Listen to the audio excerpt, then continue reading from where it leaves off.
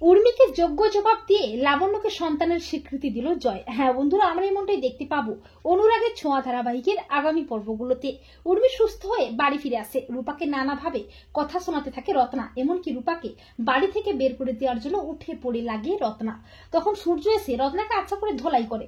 সূর্য বলে যে শালিনীর ব্যবস্থা আমরা করব, ওকে একটা হসপিটালে রেখে আসবো, সেখানেই ওর ট্রিটমেন্ট হবে। কিন্তু রূপা বলে যে শালিনী দি এই বাড়িতেই থাকবে। রূপা শালিনীর পাশে দাঁড়ায় সবার বিরুদ্ধে গিয়ে, কিন্তু রূপাকে কথা শোনায় উর্মি।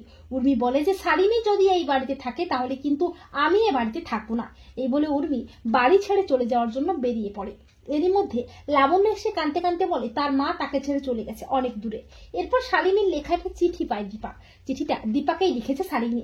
চিঠিতে স্পষ্ট লেখা আছে শালিনী চলে গেছে আর লাবণ্যের দায়িত্ব দীপাকেই দিয়ে গেছে। এরপর উর্মি বলে ওই মেয়ে এ বাড়িতে থাকলে আমি এ বাড়ি ছেড়ে চলে যাব। তখন দীপ বলে ও আমার বোন, ও এ বাড়িতে থাকবে। রূপাও বলে ও আমার বোন, ও এখানেই থাকবে। তখন উর্মি বলে আমিও ওই মেয়েকে এক্ষুনি এ বাড়ি থেকে বের করে দেবো।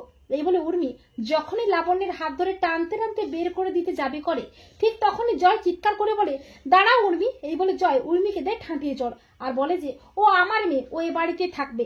জয় লাবণ্যকে জড়িয়ে ধরে বলে ওর শরীরে আমার রক্ত বইছে, আমি ওর বাবা, আমি থাকতে ওকে আমি ভেসে যেতে দেবো না, ও এ বাড়িতেই বড় হবে। তার জন্য যদি তুমি বাড়ি থেকে চলে যেতে চাও তো যেতে পারো উর্মি।